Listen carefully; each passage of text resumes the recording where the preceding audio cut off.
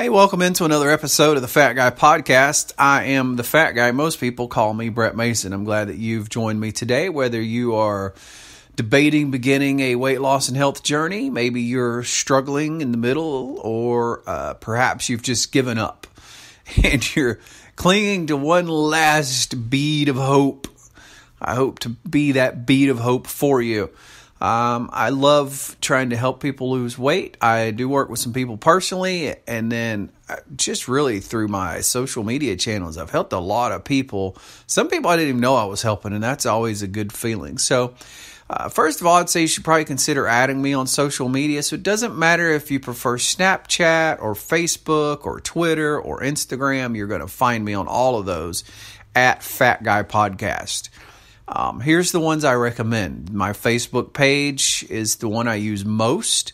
Secondarily to that would be Snapchat. So Snapchat, I won't say all the food I eat, but I will go on streaks where I snap all the food I eat. But I snap a lot of the food I eat. So a lot of people have told me they found that helpful. I've even had some people that lost weight by doing nothing but just watching what I ate and mimicking it. So they didn't understand a ketogenic diet. They didn't understand ketosis. They didn't understand low carb, high fat. They just saw what I was eating and ate it. So Snapchat I highly recommend. And I guess my third recommendation would be Instagram. Twitter is what I use the least. So we'll be talking about kickstarting your weight loss today. We'll be talking about motivation, and we'll be talking about finding what it is that will get you to where you want to be. And I'm doing this podcast because of specific conversations I've had with people over the past few months who contact me wanting help losing weight. So hopefully it'll be helpful to you. I want to tell you about subscribing to the podcast and the easiest way to get the podcast. And it will involve you downloading an app. But this app is awesome. It's free. It's called Spreaker. It's like speaker, like a radio speaker, but you put an R in there. So it's Spreaker, Spreaker.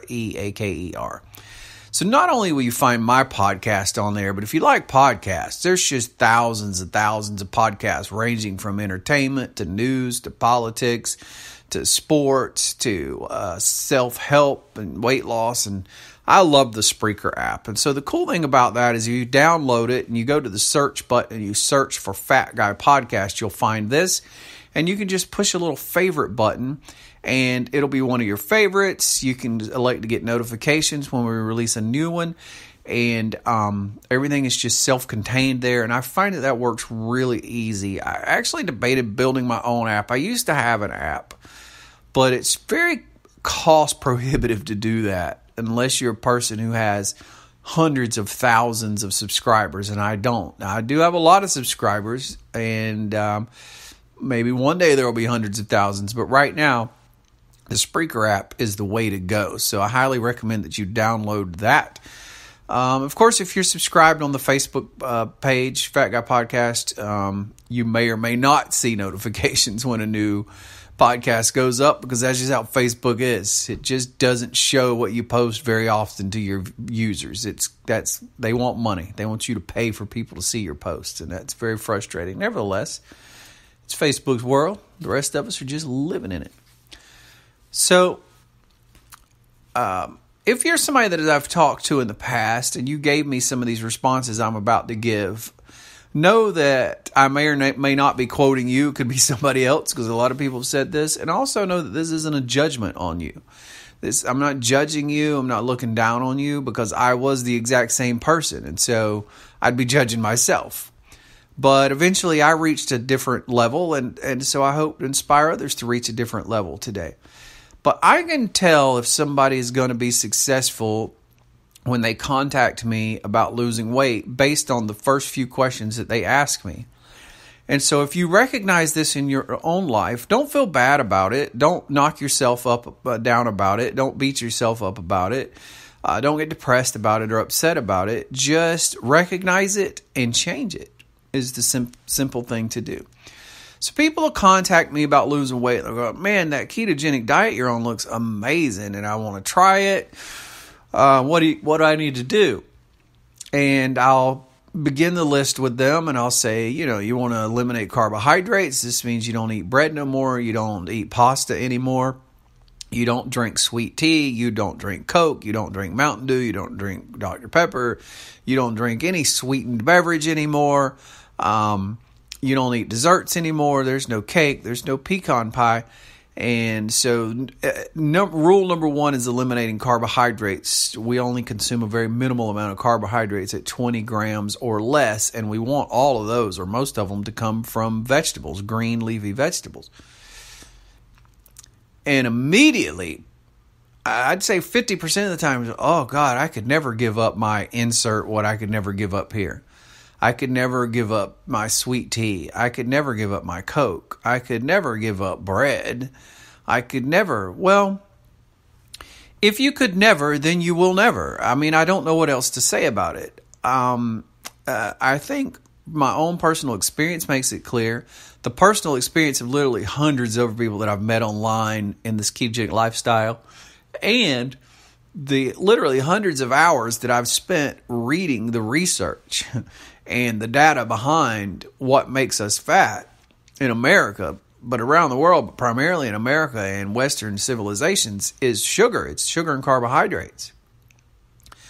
To the point that we're all sugar addicts. And I'm really starting to consider, when I talk to people, maybe just starting out with why you're an addict and you don't know it, because I don't know that wouldn't help people change. I think once you realize you're addicted to a substance, it may actually motivate you to get off that substance more. But I think there can be no clearer indication of us being addicts than that response. When you tell somebody they have to give up bread, for example, and they freak out and say, I could never give up bread.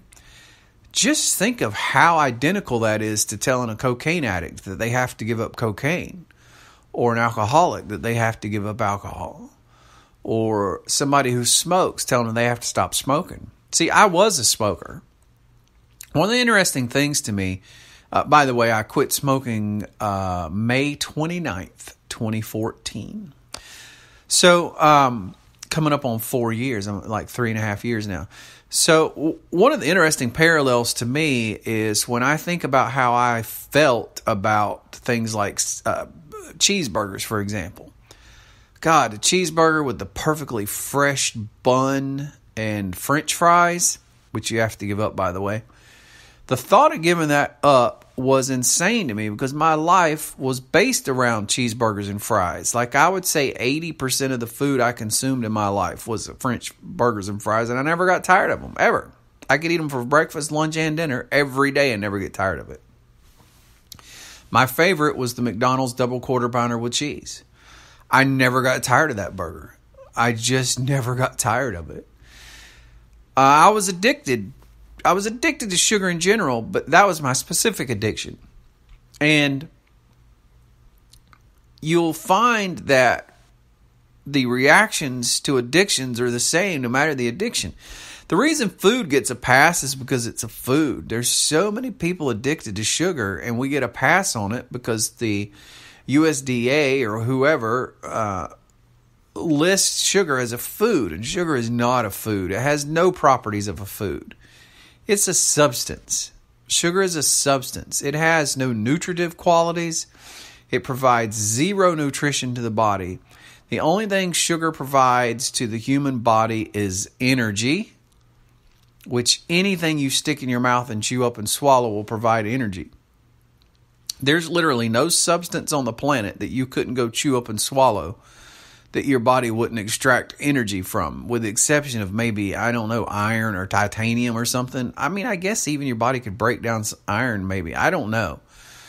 But pretty much anything else, tree bark, plastic, cotton balls, your body would extract some form of energy from it. So sugar is not food just because it contains energy. It contains no nutritive value, zero nutrient value. And it's a highly processed substance. There's basically two forms of sugar in products now. The old-fashioned cane sugar,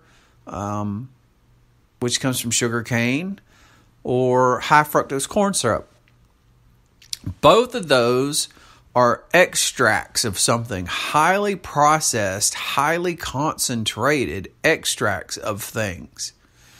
So I don't know if you know much about drugs, but just let me tell you right now that cocaine is a highly processed, highly concentrated extract of a plant, just like sugar is. Sugar is a highly processed, highly concentrated extract from a plant.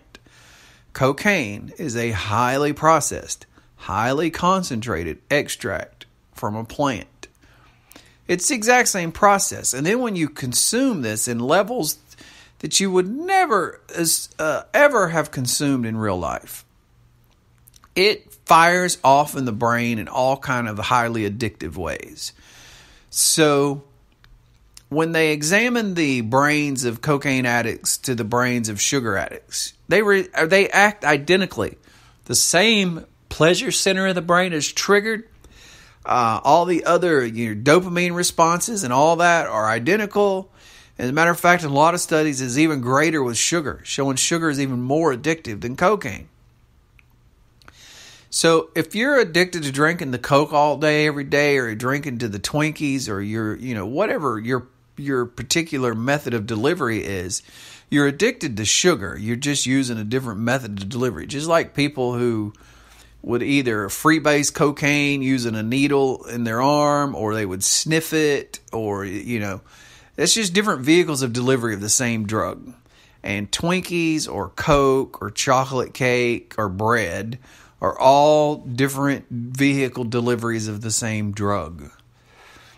So I'm not going to continue to tell you what a sugar addict you are, because I don't want that to be taken negatively. I want you to embrace that. I want you to embrace the reaction that you have to giving up bread, Cokes, cakes, Twinkies, pastas is not a food reaction. You're not reacting because you don't want to give up that food. You're reacting because you don't want to give up, your body instinctively does not want to give up that drug that it's addicted to. My last point that I'll make on addiction is the exact same thing that happened to me when I stopped smoking happened to me when I stopped eating carbs. I stopped craving them. So when people tell me, God, how do you deal with the cravings, man? Well, you deal with the cravings by stopping eating the addictive substance that's causing you the cravings. I know it seems counterintuitive and I know it seems impossible, but that's the way you do it.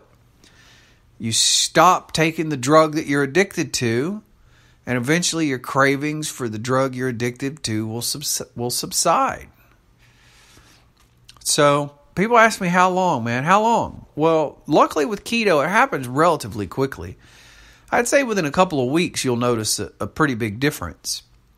And within a couple of months or sooner, but I'd say a minimum, 3 weeks for some people I've talked to, like my buddy Jamie. He was telling me within the first 2 or 3 weeks how he didn't crave that stuff anymore. I think I craved it a little longer, but certainly within 6 to 8 weeks, your cravings are gone. So the last thing I want to say on the 6 to 8 week time frame, which is 2 months, that's 60 days approximately. There's an old adage that to change a habit or to make a habit become a lifelong habit, you need to do it at least 100 times. So, or 100 days.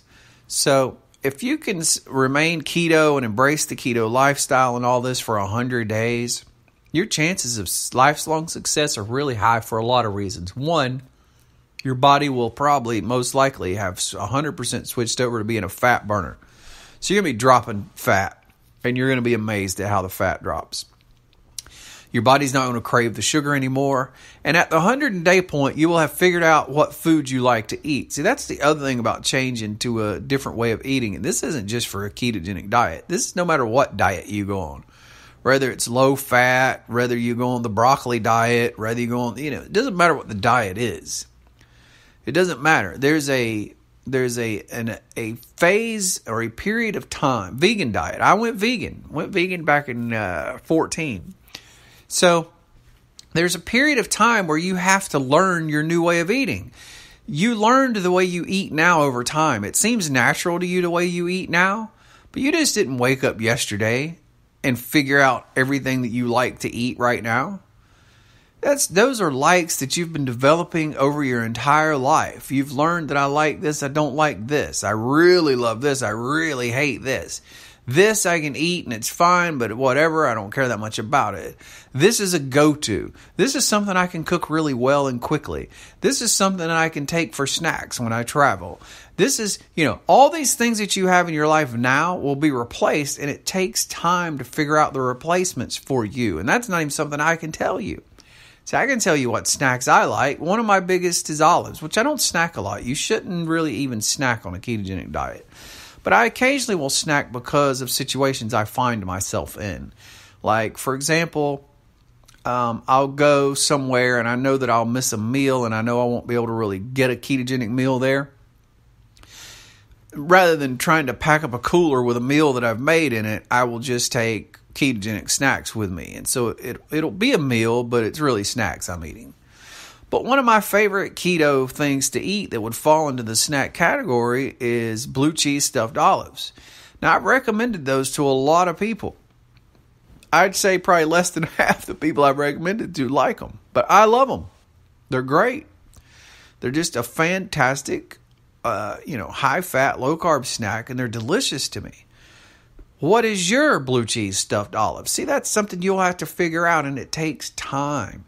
You have to allow yourself to move over and adapt and learn things. And you're going to learn the foods you like. You're going to learn what it is that makes you feel like you're eating comfort food. You're going to know what your go-tos are. Everybody eats the same 5 to 10 meals. I mean, that's the dirty secret about eating, is you eat the same meals all the time. Everybody has 5 to 10 different kinds of meals they love, and you just eat them over and over again.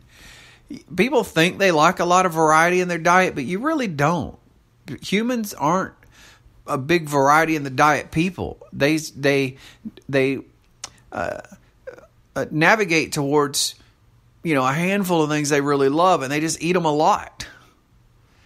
And if you'll look at what you eat now, I think that you'll find it to be true. Now, that doesn't mean on a Friday night you won't go eat somewhere that you don't normally eat. That doesn't mean that you won't occasionally make the meal that you really love, but you don't eat all the time. We all do that. But the majority of the time, you're just eating the same foods over and over again.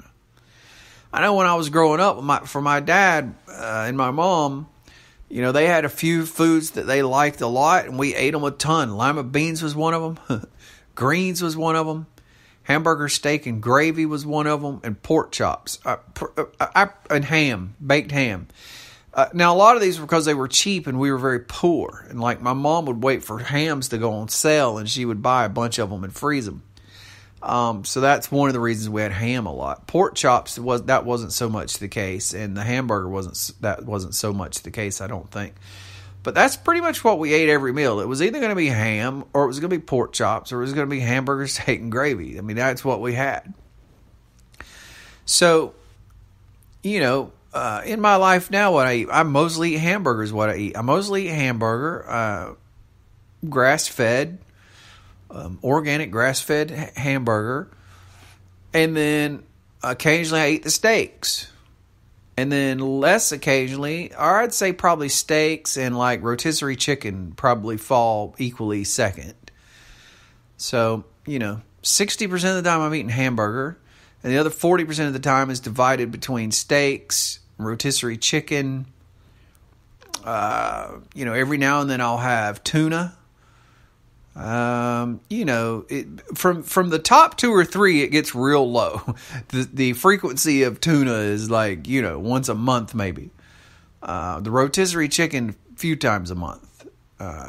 So my point is you have to give yourself long enough to explore the new foods available to you, eat them a lot, figure out which ones you really love, which ones you kind of like, which ones you want only occasionally, and which ones you just hate. Because I can recommend food to you all the time, but the food I like may be food you hate. Asparagus. When I think about the vegetables I eat now, asparagus is a big one, broccoli is a big one, and cauliflower is a big one. Those are probably my big three, and then greens is the other one. So, broccoli, I can just pop it in the microwave and steam it and eat it with butter on it. And cauliflower is the same way. Love them like that. Asparagus, same thing. I just pop it in the microwave, steam it, put butter on it, and I'm good to go. For other people, that may not fly for you. So, you'll have to depend. A lot of people can eat broccoli and cauliflower, but they can't just steam it and butter it. They need to eat it other ways. Although I'd say this, on a ketogenic diet, it needs butter on it. Your vegetables are vehicles for butter, or vehicles for fat at least. Whether it's butter or whether it's coconut oil, you need to use your vegetables as vehicles for fat. So just keep that in mind. But this isn't a how-to. This is a motivation or an understanding thing. I really want this podcast to be something that helps you understand why you're overweight. And the reason you're overweight is you eat the wrong foods, basically out of ignorance, because they've told us since the 70s it's got to be low-fat, high-carbohydrate, high-grain foods. And that's why we're all fat and dying from heart disease. When the exact opposite is true. You want good healthy, lots of high amounts of good healthy fats. You don't want any of those stupid grains. You want to leave the high carbohydrate stuff out. So part of it's ignorance, not because you're a stupid person, but just because your government and the medical professionals and the nutritionists and the dietitians have told us all wrong all these years. So we took wrong information and applied it and became sugar addicts. Our government is the biggest pusher of an addictive drug of anybody. Don't tell me about the Mexican cartel. Let's talk about the federal government that told us all these years we should be cramming our bodies full of carbohydrates, getting us addicted to them, and destroying our bodies in the process. It can make me mad at times when I think about people I've lost to heart disease that may not have died if they had known the proper way to eat, and our government pushed the wrong way to eat on them. It's quite frustrating. Nevertheless, you got to understand what you are. You're a sugar addict. It's not necessarily your fault, but the way you ate caused it, and you most likely, if you can't lose weight relatively easy with some small basic changes, then you most likely have metabolic syndrome, whether that be just insulin resistance, more advanced metabolic syndrome, all the way up to the type 2 diabetes, which is pretty much the top end of the scale. Well, I guess cancer and Alzheimer's are top ends of the scale, but we're talking about it as it applies to weight loss. So your internal metabolism is wrecked and it doesn't process carbohydrates well at all, which leads to your body becoming a massive fat storing machine. And a ketogenic diet is the only way, it's one of the main ways to reverse that as far as in terms of what you eat. There are other tools. This includes intermittent fasting and extended fasting. But we're just going to talk about in terms of eating food right now. So embrace the fact that you're an addict, okay? And for the love of God, when whether it be me or anybody else talks to you about what you got to do, don't let the first words out of your mouth be, I can't, because you can. Try to recognize that's addiction talking. That isn't, you think it's you talking. Every addict thinks that. The alcoholic thinks it's them talking when they say they need another beer. When the guy says he needs another hit of cocaine just to take the edge out, he thinks that's his brain talking. He thinks that's a conscious decision that he's making with his brain. You think that you wanting another slice of bread or needing a biscuit or needing another Coke is a conscious decision that you're making with your brain. You think that it's logical. You think it's based on what you like, but it's not. It's based on you being a sugar addict. And so we're easily fooled, just like cocaine addicts are easily fooled, just like cigarette addicts are so easily fooled. I can't tell you how many times I said I liked to smoke. I didn't like to smoke. I thought I liked to smoke. I hated smoking. One of the biggest things I noticed when I quit smoking was how much of my day I wasted smoking. and how much of my life was ruined. I can't tell you how many times I went to places that I should have enjoyed, where if I wasn't smoking, I was thinking and trying to figure out how, when, and where I could smoke next. Because in most places now, you can't just smoke anywhere. Like, you go to a park or something, or you'd go to let's say you go to, like a place like Six Flags or something, or you go to Disney. I mean, you can't enjoy what you're looking at or what you're seeing or what you're experiencing because you're trying to figure out when and where can I smoke next. That's going through your head the whole time. If your life is, when am I going to get my next Coke, or when I'm going to eat again? Because you shouldn't think like that. I don't. Once you become ketogenic, your body becomes a fat burner. This obsession with food ends, and then you realize what an addict you were. And if you can't imagine right now not being obsessed with food, let me tell you, it's a reality and it exists. It's a reality and it exists, and I've experienced it, and it blew my mind. I'll tell you, the closest I ever came to it was I went to a fat doctor here in town. Dr. Allen, I think is his name. So they put me on, alternating schedules of things like phentermine, Bontril. I can't think of the other two. There's like 3 or 4 of them. But so you'll take phentermine for a while, and then your body will become resistant to it. And then they'll put you on Bontril, and then your body will become resistant to it. And then they'll put you on the other one. I can't remember. I think the other one started with a P as well, but I can't remember. Nevertheless, when I first started seeing that doctor and I started taking those drugs, my mind was blown that I wasn't thinking about food all day, that I wasn't obsessed with food, that I thought about food like a normal person. Like, I waited until I felt hunger, which may be 3, 4, 5, 6 hours. I wouldn't feel hunger, and I wouldn't caring about food. And I was like, God, is this what skinny people, normal people feel like? And it just blew my mind. Ultimately, those drugs started causing heart palpitations and all, they're very dangerous. You should never take those. You're healthier not taking them. Trust me.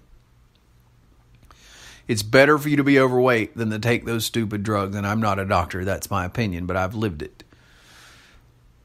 So on a ketogenic diet, the same thing happens.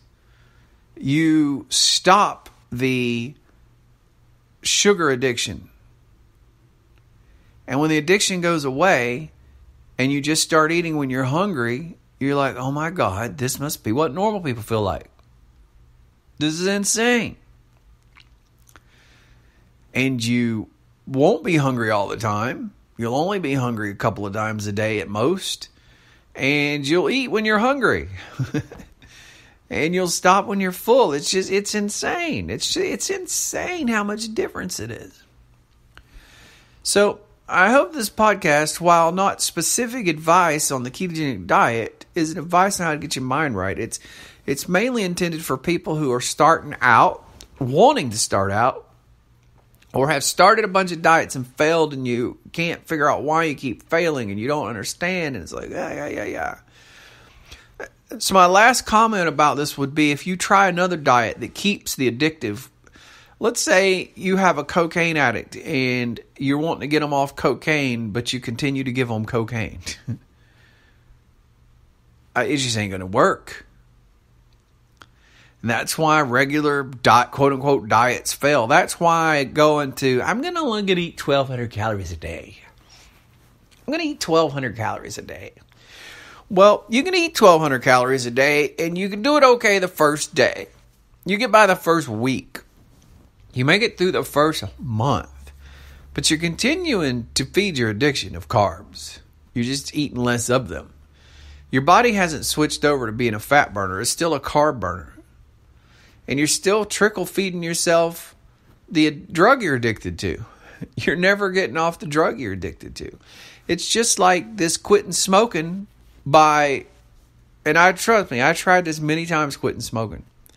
And I know a few people can do it, just like a small percentage of people can do calorie restriction to lose weight. It's less than 5% of people that do it are successful at it. I'd say that's probably similar numbers for people who try to quit smoking in that same way, where you're a pack-a-day smoker and you're like, okay, I'm only going to smoke 14 a day, or I'm only going to smoke 12 a day. And you do that, and you're like, oh, God, now I'm going to try to smoke 13 a day and 12 a day. And you're still giving yourself the drug. You're still giving yourself the cravings. Whereas if you go cold turkey, you have the cravings for 2 or 3 days, and then the nicotine's out of your system, and the chemical addiction is over. That's done with. The only thing left is the mental.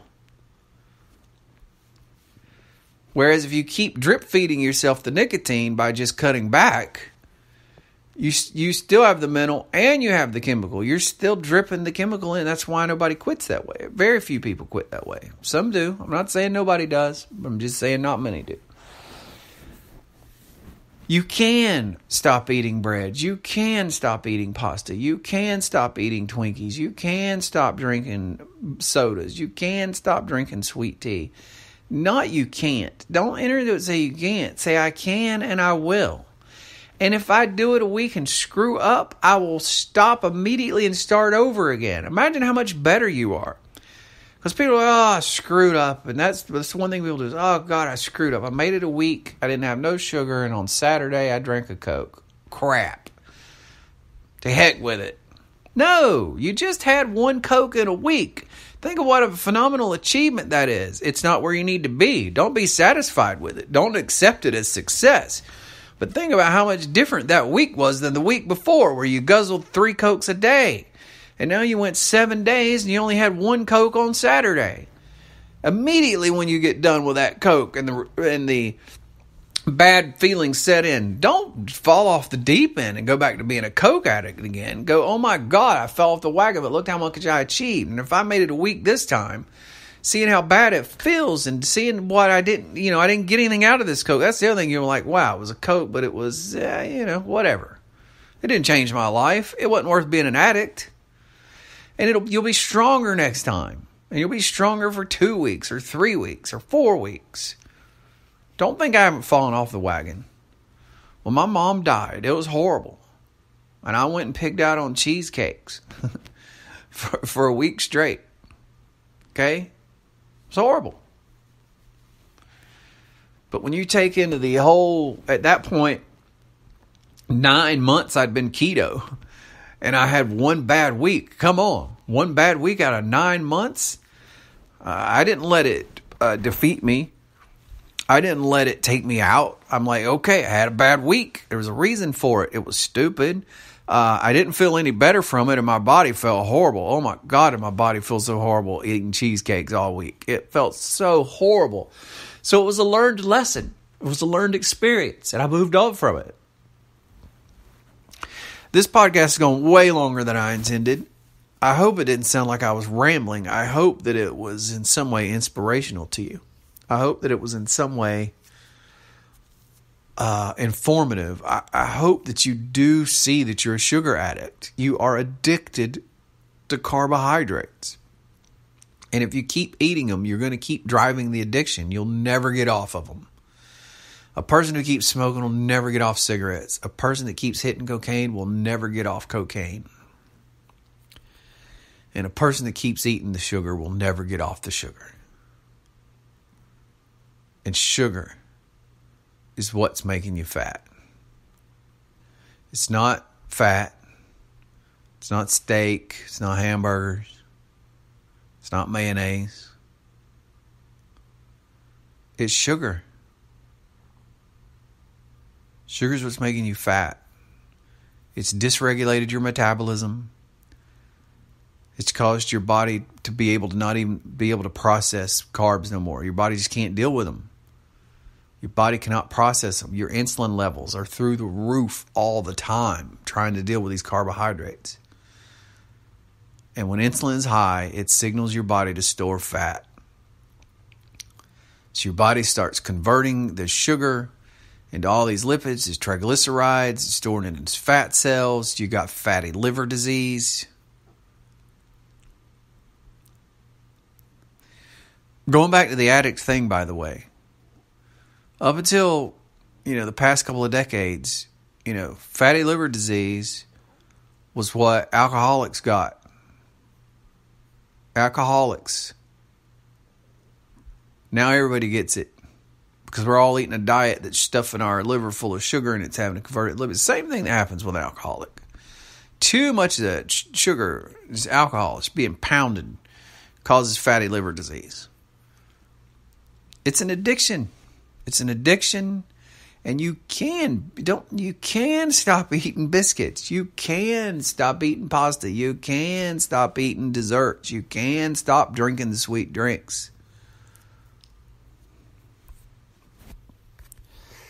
If I can help you in any way, let me know. Shoot me a message on your favorite form of social media. I would say that for me, Instagram, Snapchat, and Facebook work best for that.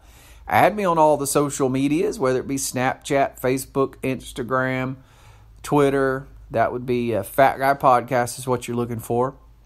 And download the Spreaker app. It's Spreaker. It's just like speaker, but there's an R after the P. Spreaker. It's a free app. Once you download it, I highly recommend that you sign up for an account or whatever, because that way, if we ever do live podcasts, which I do from time to time, you can actually chat live in real time. But you'll also be able to favorite the podcast. It'll show up. You'll get notifications when there's a new one. And so it's just an easy way to keep us handy. And there's a world of thousands of other podcasts right there on that same app. So you don't go, people tell me all the time, I don't understand how to use Apple Podcast, or what podcast app do I load for my Android phone. Spreaker makes it easy. Just download the Spreaker app. It's super simple to use. Share if you know somebody this might help. And if I can help you, let me know. I appreciate you listening. Have a great day.